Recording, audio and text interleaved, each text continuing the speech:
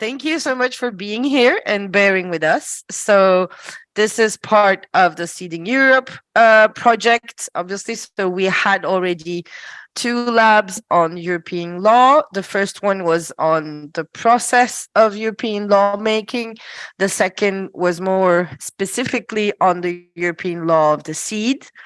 And then now we're moving into the communication angle, not just the legal aspects. And so this lab is about engaging with public authorities. And the next one in 2 weeks' time will be on more campaigning and then therefore engaging with the maybe more general public, etc., with an indirect impact on public authorities. Okay, and then so we have the Brussels workshop in March and the guide on European law, which will take up essentially all the main elements of the different labs in a publication, but also answering the questions you had, the things you wanted us to talk a little bit more about, etc. And we will use the workshop to co-create the guide. And that one, so it will be a publication that could be disseminated, and that one will definitely be translated in different languages. So we want that to be like the kind of Bible. So don't worry even if the presentations are not translated, because all the information will be in the guide in a way, hopefully, that's even more easy to understand than a PowerPoint presentation, which, is not written in the same way. Okay.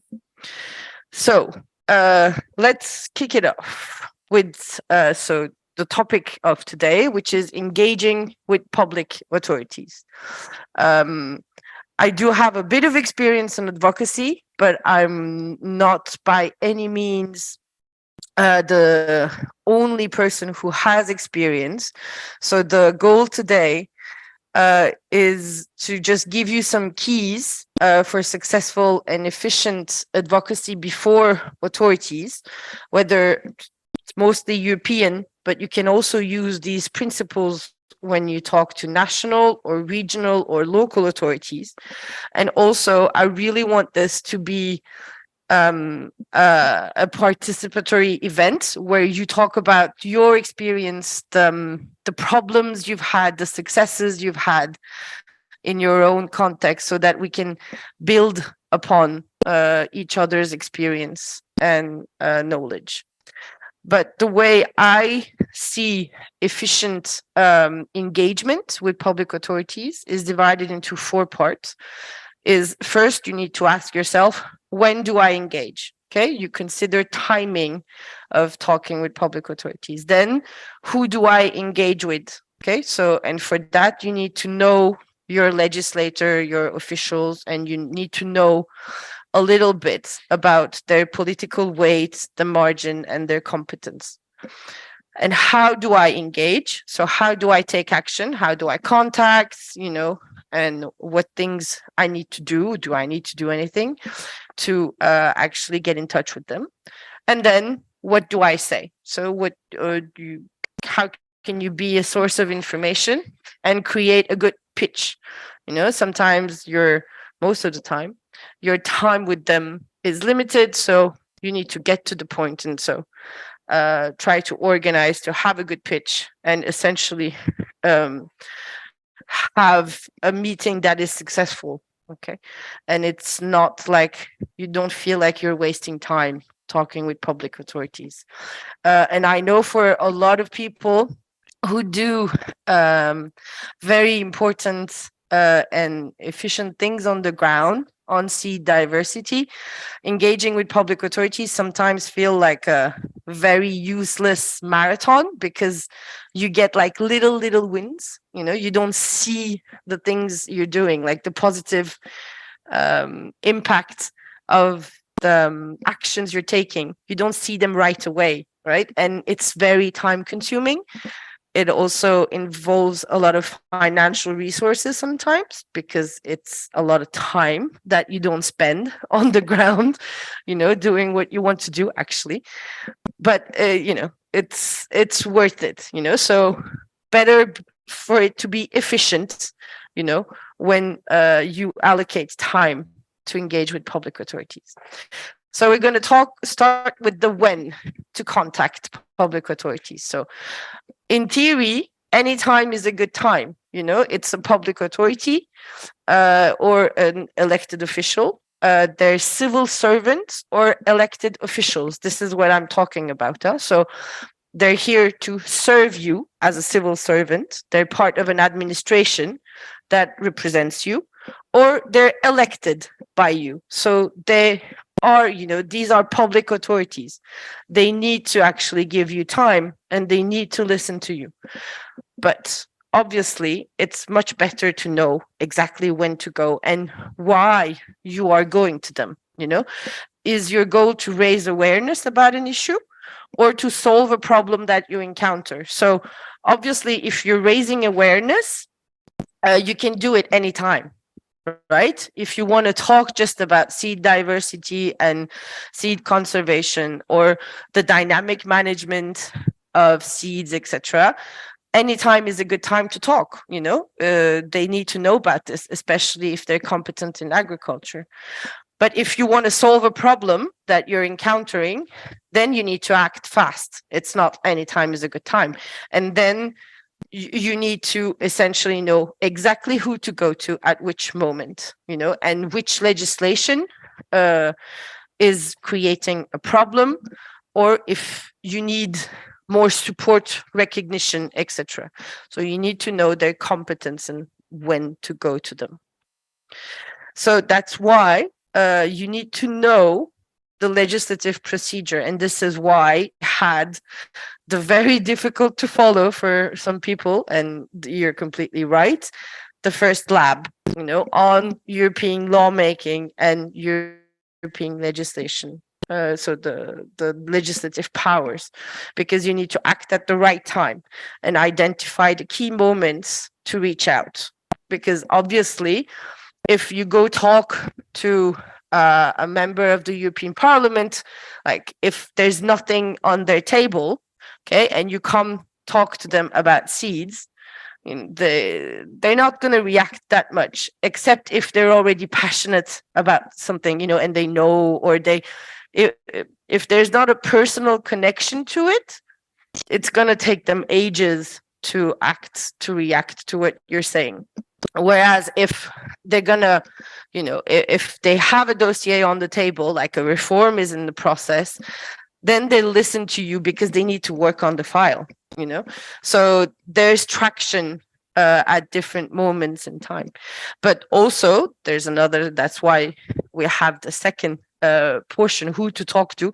If you go talk to someone who has no competence in agriculture, it's not going to work out either, right? They're not going to listen to you, or they might listen to you, but it won't, like it will be much more of a waste of your time in a way. So just as a summary of what we've done during the first lab, so the right of initiative of any legislative proposal is with the European Commission. So everything starts with the European Commission. Then it goes to the Council of the EU and the European Parliament, who discuss and adopt legislation. Then the file goes back to the European Commission, who has to implement the legislation together with national authorities. Okay, so this is again a second graphic that I used during the first lab. It's a more chronological graph. So everything starts with the Commission proposal and the initiative. Then you get the European Parliament and the Council of the EU involved. They start, so each of them has their position, okay? Say that the Commission proposal is the Commission's position, okay? The vision of the future, according to the Commission. The European Parliament will have a report, which is the institution's vision for that file. And the Council of the EU will have here the document's name changes. It could be like a decision, it could be a report, it could be an agreement. Sometimes it differs. You have three positions that need to essentially find a compromise, and these three institutions sit together in what are called trilogues. They negotiate a text, and then the parliament and the council adopt either a directive, which has to be transposed in national legislation, or a regulation which has direct effect in all EU member states. Okay, so a regulation has direct effect. It means that as a citizen, if your country goes against the legislation, you can say directly to the European Court of Justice that your rights have been violated. Okay, whereas in a directive, the directive needs to have a national law that implements it and interprets it when it implements it. And so you still can go to the Court of Justice because you believe your rights have been violated, but there will be a little more interpretation, and the Court of Justice will be more lenient with the countries, because it's part of the margin of maneuver that is given to each state. Okay, so a regulation is much more strict in a way, which can be good or bad thing depending on the content of it, obviously. And then once the act is adopted, it needs to be implemented, and then the Commission enters back into the picture, because in principle, all of the EU member states and their national parliaments need to actually, and their governments need to implement European legislation, but also a lot of the times the European Commission directly has powers to implement it, okay, through Commission directives, Commission regulations. Same thing as Council and Parliament directives, Council and Parliament regulations. Okay, and this is the procedure. So depending where you are, you contact different authorities and you contact them for different reasons, right? If you're talking to an institution, to a public authority before a proposal, so when there's nothing in on the picture, you can do a general talk, you can raise awareness on a topic, you can talk about the fact that you think seed conservation and seed diversity is not enough of a priority, in your opinion, in European legislation. Okay, for instance, remember Lab 2, we were talking about the fact that there's still not a strategy on plant genetic resources at European level. You can make the case that you need such a strategy, that these things can happen at any time, even if there's no proposal. You can also build a relationship this way, or you can also flag an issue, like I said in the first slide. You can say, okay, well, there's no proposal on the table, but I need one, okay, because I have a problem. If I may give you an example, it's going to be a bit complicated, but it's when my time at Arche Noah, we were working on wine diversity on something called Uhudler, which is a forbidden wine according to the Common Market Organization, so in the Common Agricultural Policy. And there was just a meeting with DG Agriculture that we had on the basis of a historical document that Arche Noah had produced on the fact that Uhudler, which is normally a forbidden wine, was cultivated or had been cultivated for a long time for traditional reasons, like it was really attached to certain regions, to small scale producers who didn't want to use pesticides, because these so Uhudler and the varieties attached to it are actually resistant to pesticides, to pests. Sorry, I'm also tired, but it's going to be fine.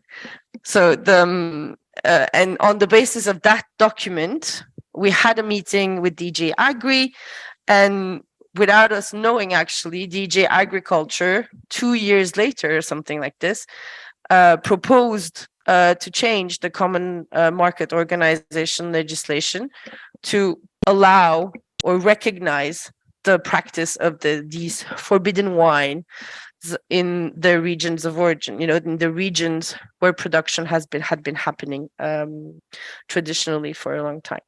Okay, so you can talk before a proposal, even if there's nothing on the table. If you have a problem with the legislation today, you go talk to the commission, okay? Because they have the right to initiative and something might happen. You also have other tools available, because, igniting legislative change is not something that happens overnight. It took like 2 years, as I said, the last example. You can go to the European Commission to take initiative. You can ask them to fund research projects, for instance. This is something that could happen. It also takes time, but it can happen, This is how we saw also more and more research projects being funded on the sustainable use of seed diversity. And then obviously you can give a written input into public consultations and surveys, etc., if they have entered all the work that comes before a legislative proposal. Okay, but the impact assessment, stakeholder consultation, and draft proposal. This graph implies that they have already taken the decision to act. Okay, so like it is right now with the seed marketing legislation. So you can give your written input or have meetings with them, etc., in a public consultation if they've decided to act. You can, but it doesn't matter. You can still meet them if they haven't decided to act. You can always meet them.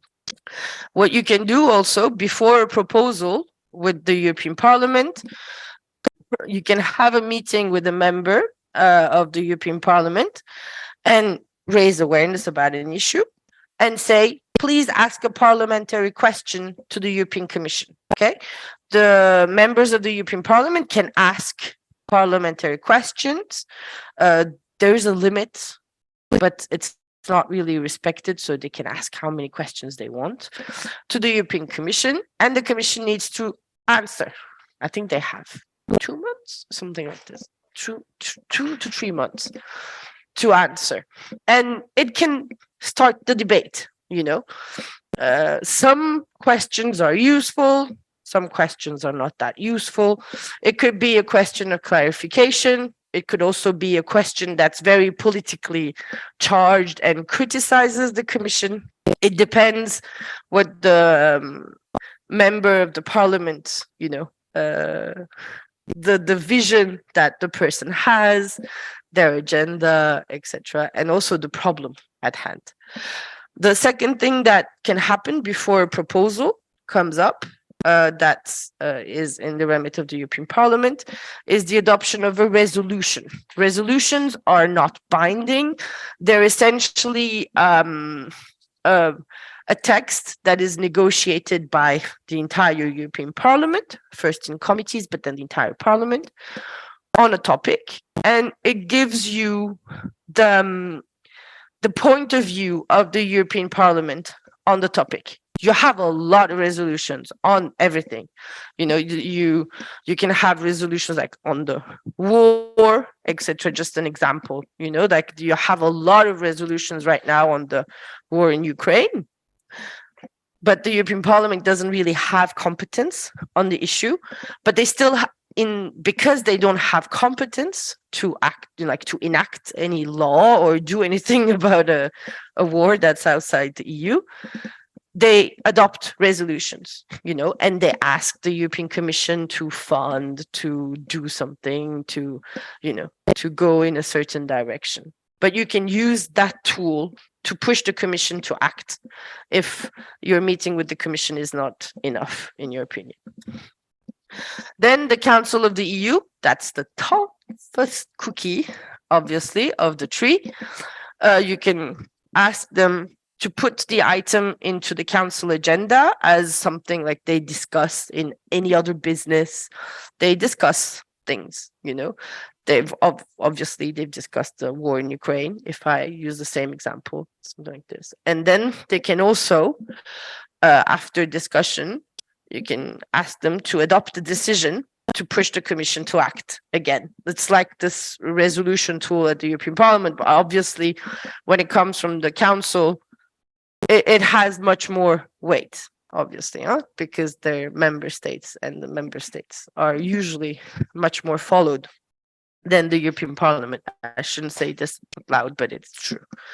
It is true. This is the dynamic between the institutions.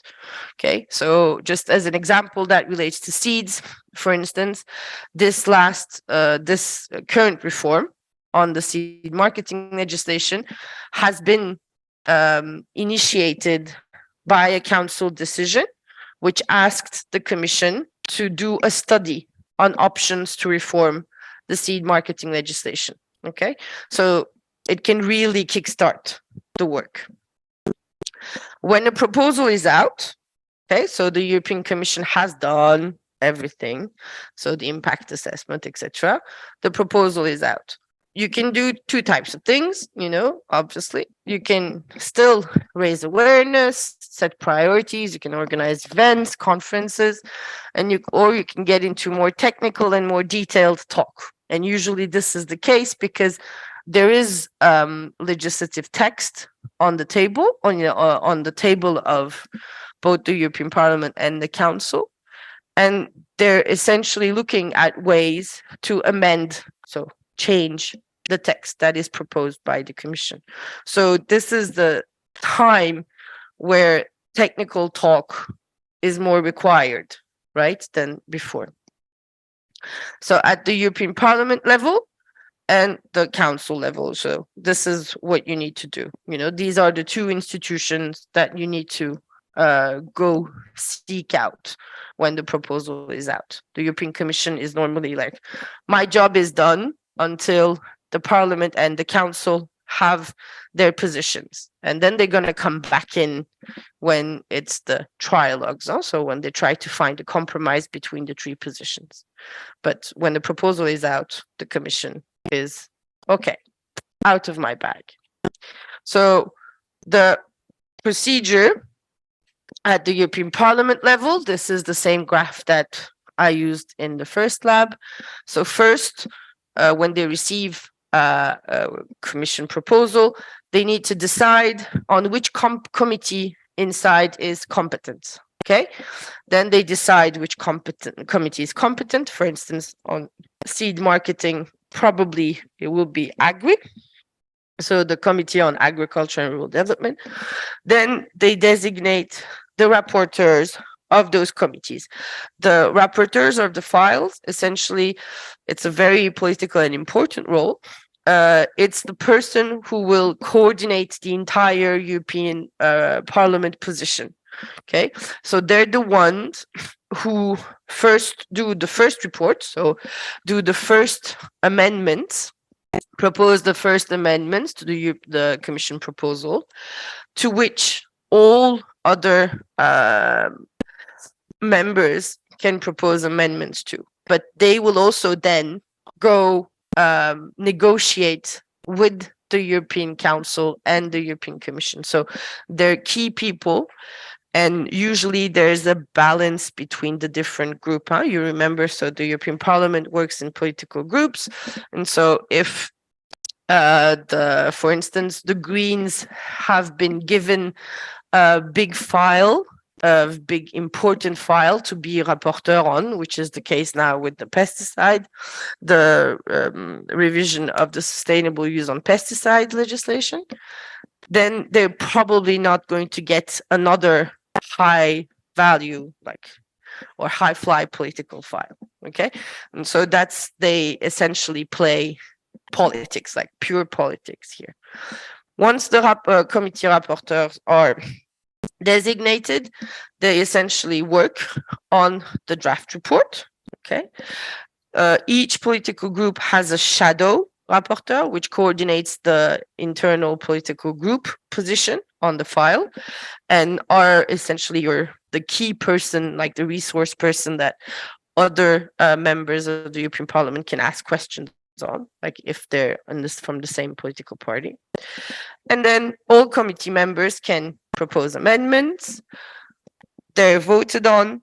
The committee votes their position. It's called a report. And then that committee report / position goes to plenary. So it goes to the 750 people. Okay. The Agri committee was, I think, well, how many people? I don't remember. It was like, I think it's 80 something. And then plenary is 751. Okay. I mean, you can be my guest. I think in theory, they're supposed to read everything they vote. But I mean, it's humanly not possible. So in the plenary vote, they essentially follow their party position, okay, or sub-party position, etc., or someone they trust, etc., if there's no party position. But yeah, it would be surprising that they actually read every single sentence that they vote on. It's a shame, but it's reality. They just vote on two things to be completely well-versed and aware of everything they're voting on. Then you have a formal European Parliament position, which goes into negotiation with the Council and the Commission. So the trilogues start. And once the trilogues are over, there's a compromise text. It still needs to be voted again at plenary. Like, this is a very administrative, normally, step. But you can still have campaigning at this stage. Maybe we'll talk about this at the next lab. You can still try to influence the vote, but once the trilogues are over, it's very difficult to actually say to the European Parliament, oh, the compromise is really bad. Let's outvote, reject this proposal. It doesn't happen that often. Then the Council of the EU. So the legislative proposal is that they get the draft from the Commission. That draft, according to the topic, goes to a working party or a committee. If we're talking about seeds, it's the Working Party on Genetic Resources and Innovation in Agriculture. That's a new, very grand title. It's part of the Special Committee on Agriculture, which are essentially like preparatory bodies of the Committee of Permanent Representatives. So COREPER 1 and 2. COREPER 2 is essentially everything defense, international relations. Everything agriculture, environment is in COREPER 1. Then permanent representatives are ambassadors of each EU member states to the EU. Okay, so they are the representatives of the capitals and each state in Brussels. And then the COREPER takes its position, and then the Agri-Fish Council, which are the ministers from the capitals who come like every month, they meet, and they get their position out, and they open the trilogues with the European Parliament. Okay, and then they also need to vote, obviously, and adopt the text at the end. Okay, so now you know exactly a little bit, I hope, when you can talk to public authorities, when you know the procedure. Then when you know the procedure, you need to know who to contact. I've given you a little bit of hints because it's impossible to talk about the when without talking about the whom. But inside the procedure, you need to know a little bit more about the institutional roles of each of the authorities and each of their like sub groups in the procedure to actually be efficient. And second thing that's quite important, and this is where subjectivity comes in, because this is not like an exact science. So you always have bias and it's always a little bit speculative, but you need to know the political weight and the margin of maneuver of each people that you're talking to. So you have your three main institutions, right? For the European Commission, the main interlocutor is DG Santé, so the Director General on public health. I think it's public and food, public, public and plant health or something. I don't know what the official title is, but it's probably most boring. But their competence with regards to seed is huge, because they have seeds marketing, plant health, genetic resources, everything that relates to UPOV, so plant breeders' rights, is in their hands. It's not in the DJ Grow, which usually looks at intellectual property rights. DJ Santé also has plant protection products, food safety, so GMOs. It also coordinates the entire initiative on sustainable food systems. Okay, so there's something of a hybrid ministry that doesn't exist at national level, but they have these a lot of these strange competences on seeds, which are at the limit of agriculture and internal market, so like a market authorization for plant protection products, for instance, things like this. So that they're a very different animal that doesn't exist at national level. Then you have DJ Agriculture, which is more traditionally known at national level. So it's like your Ministry of Agriculture, and they are competent for the common agricultural policy, for everything that relates to organic agriculture, but also they have like this entire now in the new organigram, the entire branch on sustainable agriculture, a little bit walking on the competence of DG Environment, which looks after everything biodiversity, nature protection, soil, and obviously also air quality, water quality, etc. They have a lot of competence, and they have a lot more weight in the general commission architecture. The DG Agriculture is one of the oldest DGs, and they're trying to reform a little bit themselves, but they're viewed as a very old-fashioned director general, whereas DG Environment is more, it's younger, it's more vibrant, people are more committed, things like this, And DJ Santé is not understood by the rest of the people. It's I think it mirrors with the general public things a little bit. So the main bosses you saw, so these are the main bosses, these are the main commissioners, but the main commissioners, I mean, they're the big boss, they're very political animals. So the people that are really going to work on the file are here. So this is the organigram. So the director general level is still highly political level. So you usually have advisors, they have like cross-cutting a little bit units like this, and then you have deputy director generals, and then all of these little green boxes are units. Okay, the commission is divided in units.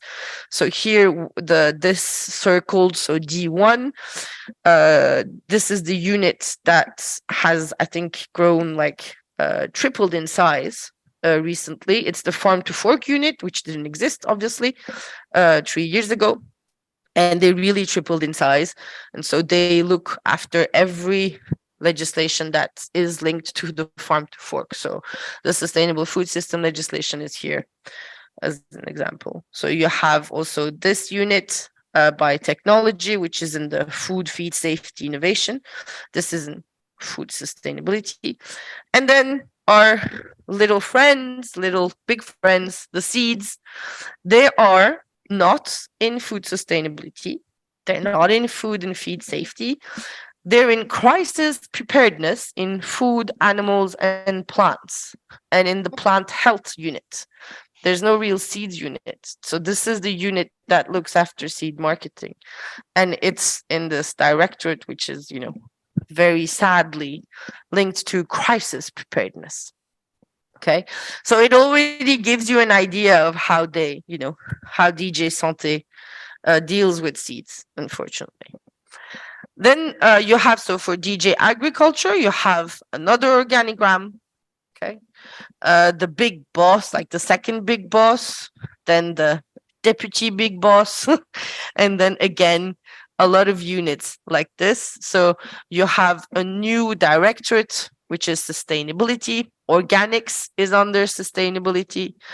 Then seeds, unfortunately, is in markets, and they're usually dealt with the unit that deals with arable crops. Okay, which is also like very strange and sad in a way. And then you have this new, so the REA units, which are a bit more cross-cutting. So this looks at sustainability, sustainable inputs, and innovation in agriculture and things like this. These are essentially, so these are agencies that work for the Commission and look at like trends and research. They make the link with research projects and the public authorities and policymakers. And for DG Environment, you also have a nice organigram. And here it makes a little more sense. So you have a big boss, a woman. I told you it's a bit more modern as a DG. And you have this biodiversity directorate in full.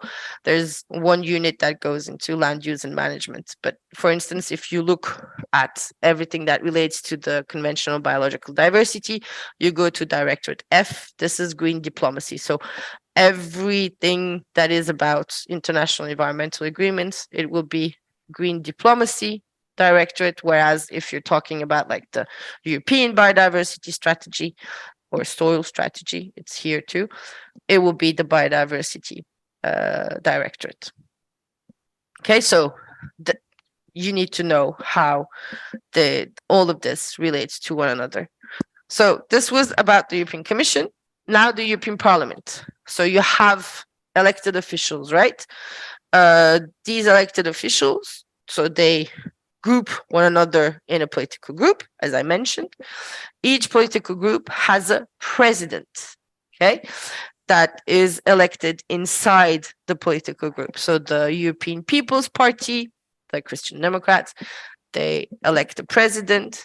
And for each of the committees where they work, so agri, environment, justice, etc., they elect again, or nominate, depends, a coordinator. These are not like completely official titles, like they're not listed on the official European Parliament website. You need to check the website of a political group to know who the president of the political group is and who the coordinator of the group is, okay? For agriculture, for instance, or for environment. It won't be written on the official website if the person is a coordinator or not. And then something else you need to check at the political group website are group advisors that are not elected. But I'm going to come to that weird thing afterwards. These are not elected officials. Again, I'm coming back to my elected official. What formal role they have is chairing a committee. Okay, so they chair the agricultural committee, the environmental committee. I've already talked about this in previous labs. All of this information you find on the European Parliament website, and they're substitute or full members of a committee.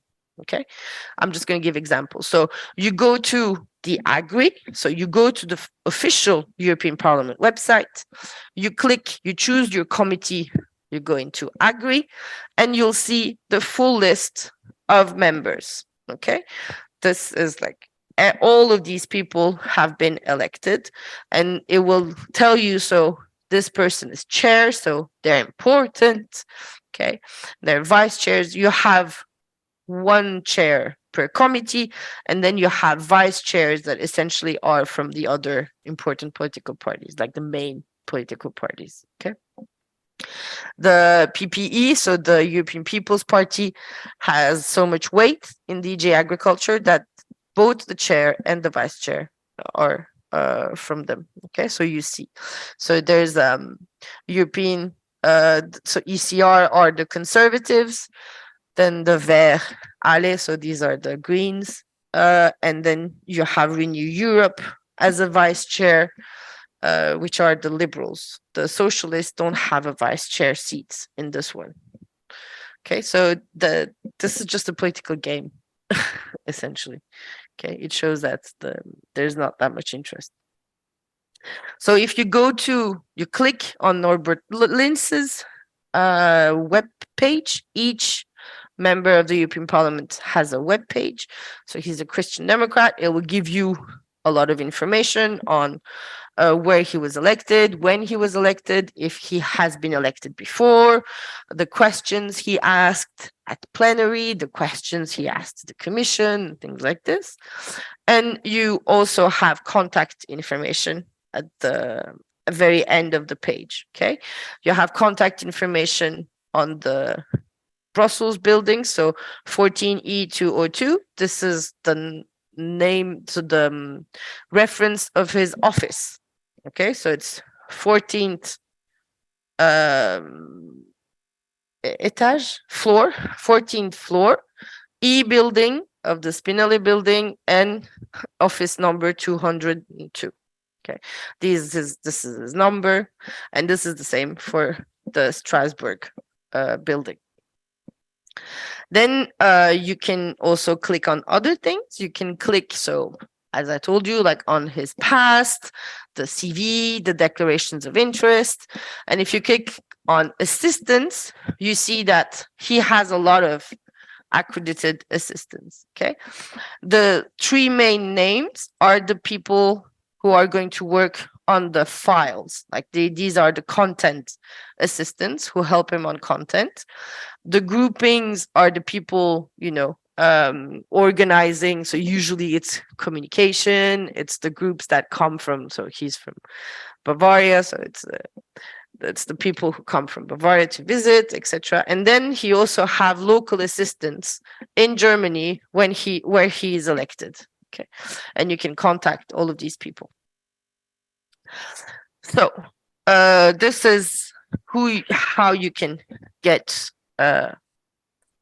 in touch. Okay, so who should you talk to at which moment? So this is back to the procedure.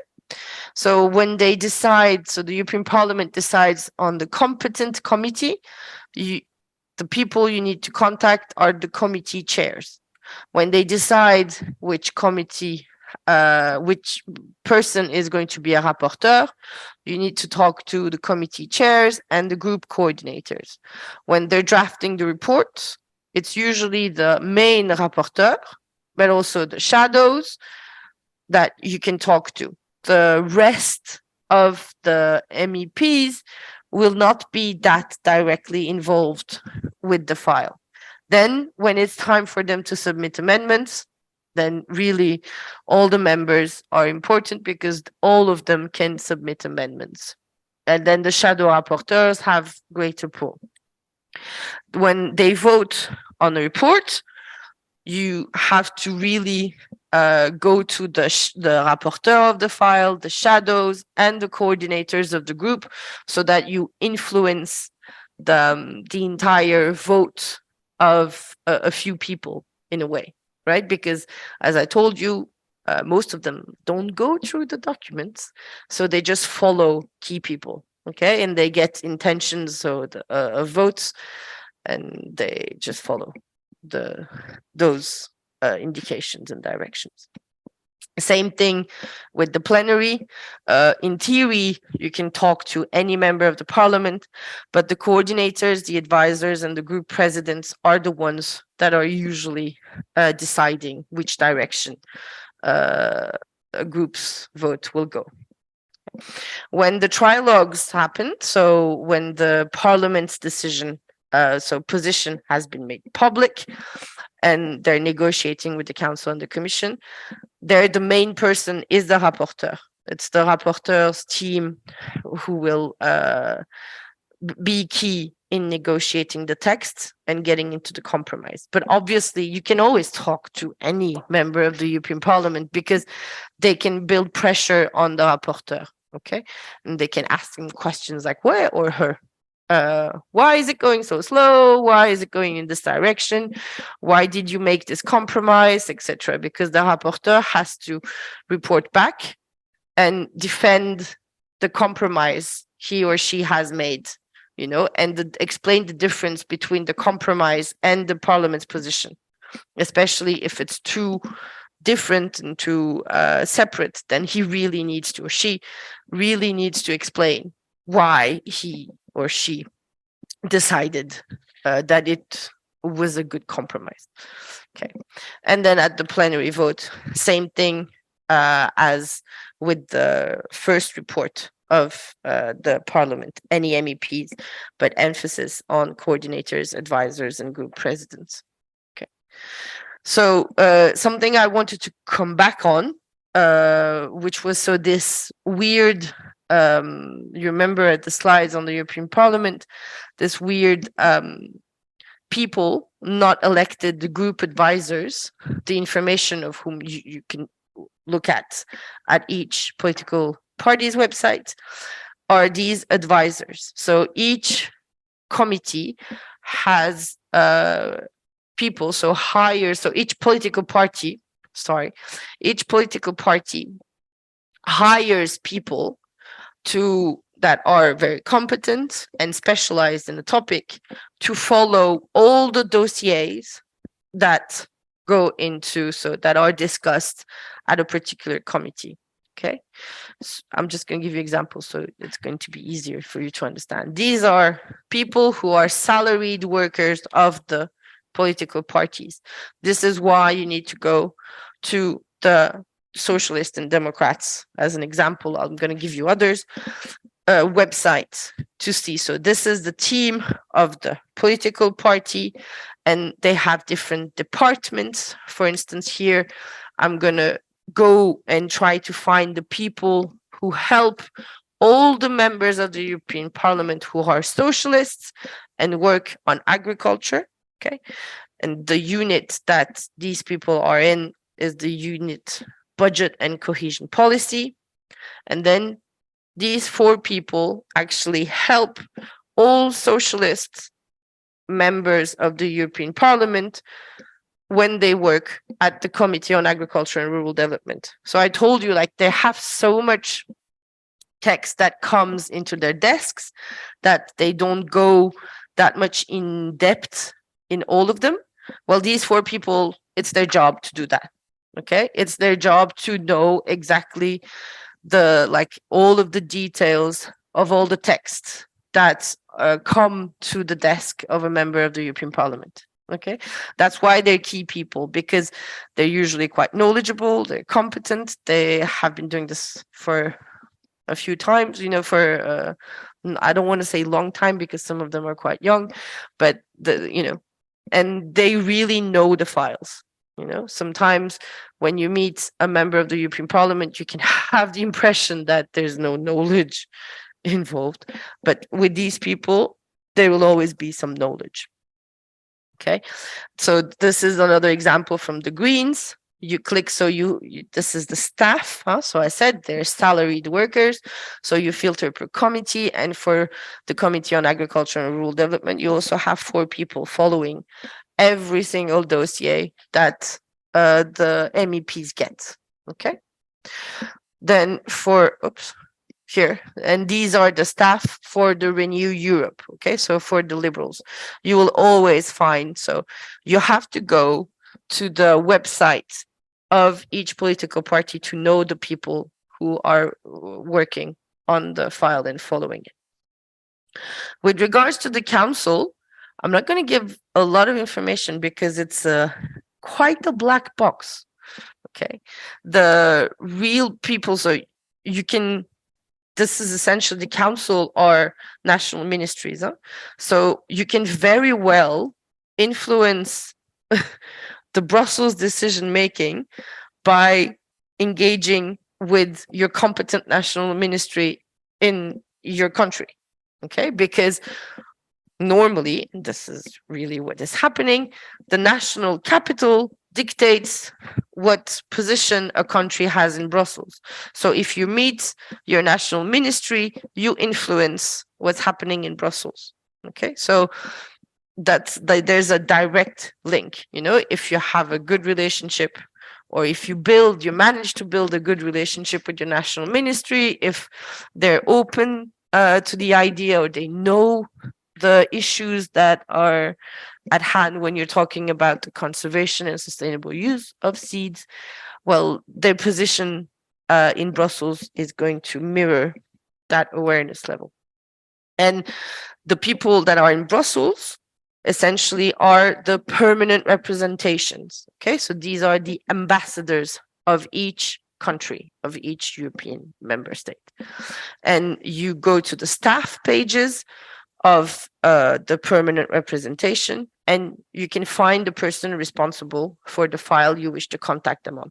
Okay, so it could be agriculture, environment, or genetic resources.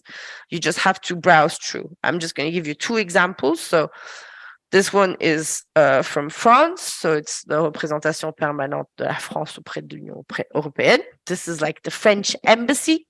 They don't call it embassy because embassy requires like a third party, like expatriation in a way, because this is like it's part of the EU. They call it permanent representation. But in their website, you go into the staff pages, and you see like these are the people who essentially follow everything that goes into the Agrifish Council. Okay, so the working parties that are linked to the Agrifish Council. Okay, so here, so you have a direct mention of organic agriculture, for instance, and rural development. Yeah, it's a different framing than other countries. They're trying to make it a bit more modern, so they also have this environmental questions on agriculture inside. Then for Italy, the only two people I found was this, and it's like a generic email address, which I found interesting. But these are the people who are supposed to follow agriculture, and I don't understand the difference between agriculture and agricultural sector. But every country is different, and this is when you go through the different websites of permanent representations, you really see the differences, like in political cultures at each member state level. So when you should talk to them, who you should talk to, or who you could talk to. There's no should, or who you could talk to essentially get your point across.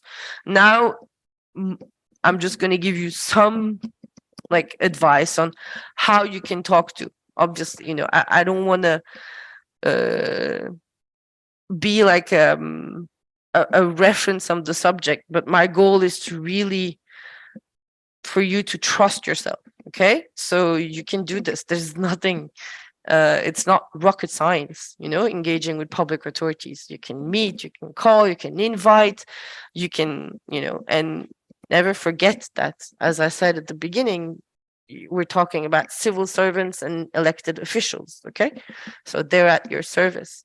So everyone can do this. It's really not rocket science. Sorry, Fulya, I have a question regarding the parliament. I heard that the European Parliament also have some buildings, or let's say headquarters in the different capitals. Yeah, but those are not technical buildings. Huh? It's very no. Okay, like so if you really those buildings are like to engage with the young people, so to do like mini plenary sessions, etc. Okay. But the if you really want to engage on seed diversity, like on a technical file, it happens in Brussels and Strasbourg. Okay, so we cannot pass through the national building of the... Okay. No, but what you can do, I mean, maybe it's something we can also talk afterwards, is that these people are elected in your country. Huh? So if you're Italian, you're meeting the Italian member of the European Parliament, right? So you have directly elected that Italian person, even if you haven't voted for that person. Huh? They never know who you vote for. So you can very well pretend you voted for them, that you could potentially be, voting for them. And they come back to Italy every week. Mm-hmm. They come back to their countries every Friday, that's why the environmental footprint of the European Parliament, I can't even imagine like the climate footprint of some MEPs, but they come back to their the place where they were elected because they're political animals. Huh? They want to get reelected and they want to know what's happening on the ground. They don't want to lose touch with what's going on. And the idea is that they keep the link and they really go back every week, some of them, even if it's far. Yeah, it's part of their envelope. So you can very well meet a member of the European Parliament at home, like in Italy. If the person is Italian, you don't need to go to Brussels to meet them. This I'm gonna. It's a great transition to this. I was just going to give like a very generic things like present well. Perception is reality. You need to respect them and their time. Don't be late because you won't get your meeting again. And also, sometimes it works if you help them help you. Okay, they're here to serve you. You ask for help solving a problem. There's no point in being aggressive. Usually, it doesn't work. But you show them how they can help. And they're happy to help. It's a human reaction, but it's even more important with politicians and elected officials. Like if they feel they're useful and they feel they're powerful, then it helps the ego. It's not always good to feed the ego, but if it serves a larger cause, maybe the end justifies the means. This is up to you. But then also something, listen actively, like in any human interaction. And you can call, you can email, or you can invite them. You can have a conversation or a meeting request. It could be now virtual, it could be physical, it could be in Brussels or in Strasbourg, but it could also be back home. As I said, these people go back home for most of them every week. So you can meet them, you can show them what you're doing, your association, your field, your garden, you can invite them to a large event, things like this. They are usually quite open and sometimes action speaks larger than words, and so if they see something on the ground happening, it will sit better. They will understand much more what you're talking about. So because talking about the sustainable use of genetic resources and its conservation, blah blah, I mean it's blah blah, it's important, blah blah, but unless someone has really seen, until they've really seen what's happening and what you're trying to do on the ground, it won't stick that well, so, but if they do, if they see, it will stay with them for a much longer time, I think. And then also, so if you're meeting or you're inviting them, leave a document. Always good to, leave a physical resource for reference, even if the MEP won't read it. Some really do. Some do take their job really seriously. They do it well, and they do it the best they can. Even if it's not the person who's elected, their assistant or their advisor, like the political group's advisor, like someone can actually read that resource someday when the file comes, or etc., and they can say, oh, this is an interesting, issue, we should act, we should do something. It usually it has to be short. They'll never read 35 pages. The Commission will. The European Commission people will. Like, if you send them 35 pages, they will read 35 pages. They're civil servants, and they're usually much more square. The European Parliament, they won't read 35 pages, but 1 or 2 pages they will. And if it has your contact details, a paragraph about what you're doing, etc., it's perfect, because they can go back to it and then come back to you. And essentially that's how you build a relationship. And when they have a question, or they receive something about seed, they say, but yeah, I went to a seed exchange fair, or I met with this person who was talking to me about, parsnips from etc. And they will come back to you and ask you, like, oh, is there something I can do, like, in this particular file for you? Okay. And don't forget that you know way more about what you do than they do.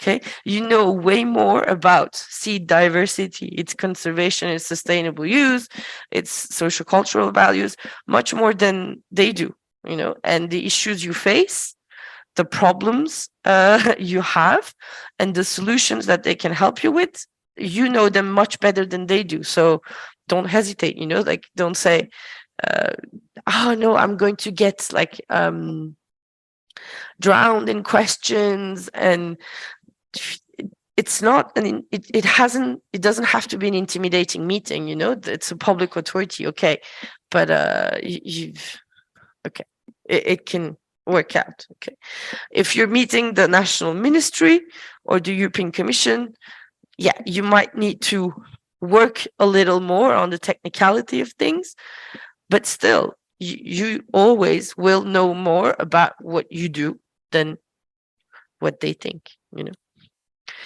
Then how do you, so what can you say? So how do you become a good source of information, and could you have a good pitch? How do you make your case? Just an example. You have other ways to do this, and I hope we might have in the discussion more examples.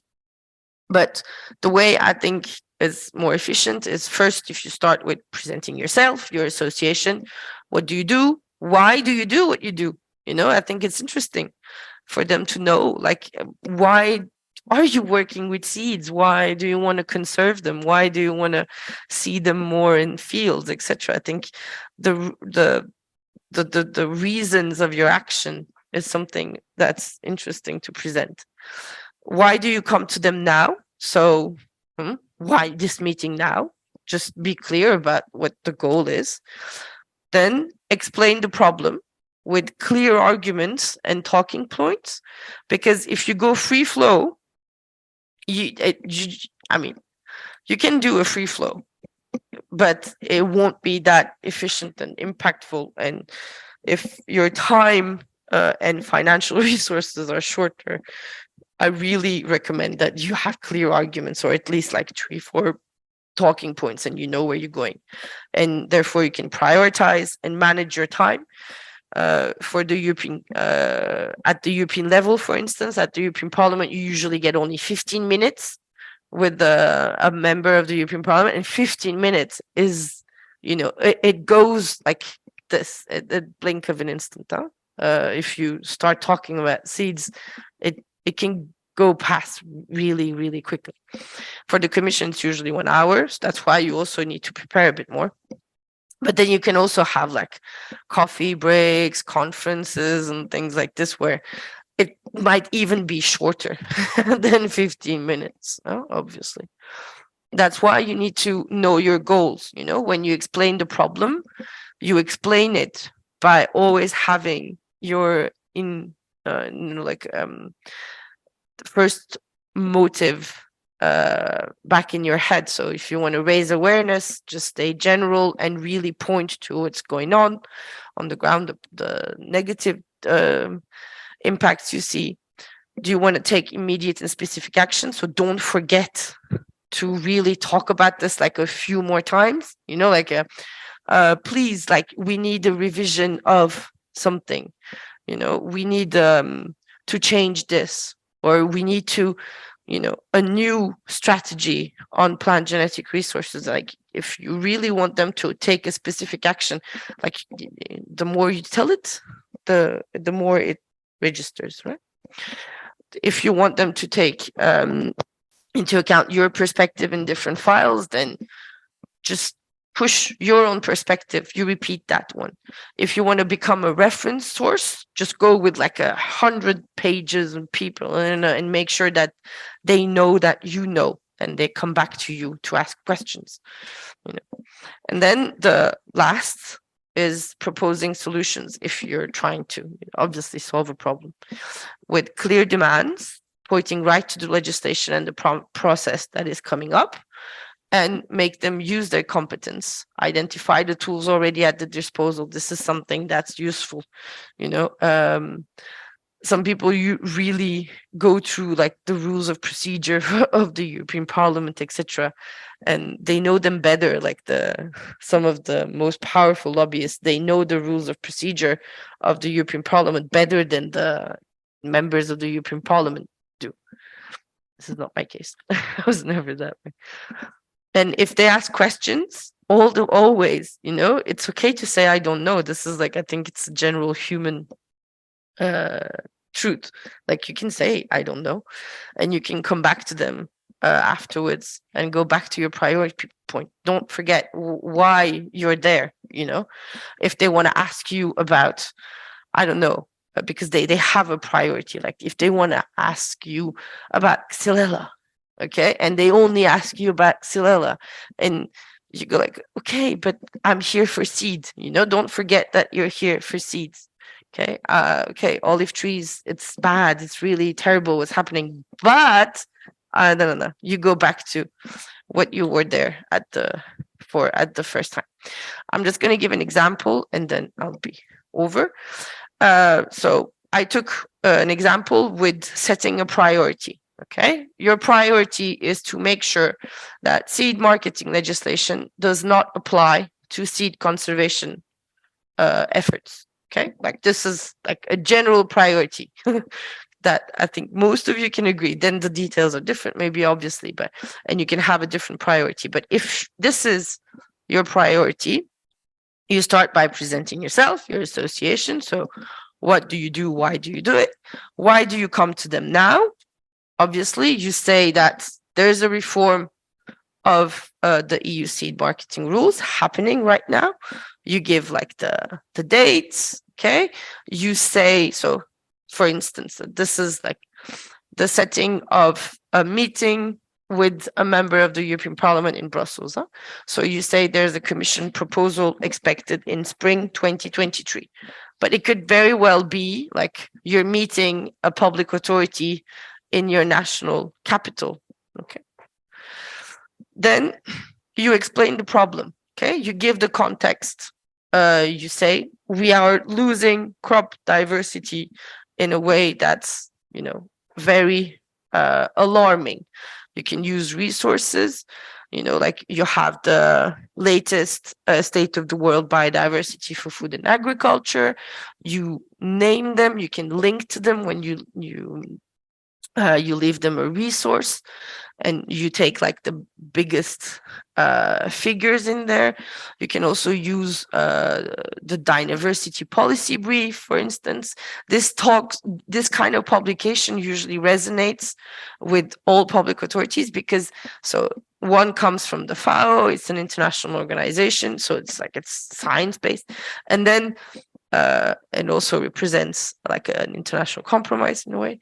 And then the Diversity Project is a European project. It was also it's a research project, so it's also science-based. And when you use that kind of publication, you essentially say, okay, this is not only in my head, this is like, this problem is a universally recognized problem. So that's why I act, like I do all of these things in my field, in my garden, in my association. And this is also why I come to you. Okay. And this is why, so seed conservation should not only be done in gene banks, but it has to be also done in fields and gardens. And also you have international commitments under the Convention on Biological Diversity, on the FAO International Treaty. So you go back and you use Lab 2 material or the guide that we will produce, so, and say, guys, there's a problem. This is the context. And now you need to act because you make the link with the European seed marketing rules. The scope of the legislation is too broad. It's limiting at times the work of seed conservation, and you don't have access to the markets. Some of our activities are regarded sometimes as seed marketing, and they shouldn't be because it's not, etc., etc. And then you propose a solution, whatever you think that solution is. Okay, so this is how you essentially build a syllogism that they can remember and they can follow. Okay, this is just an example, but I hope you have more actually now.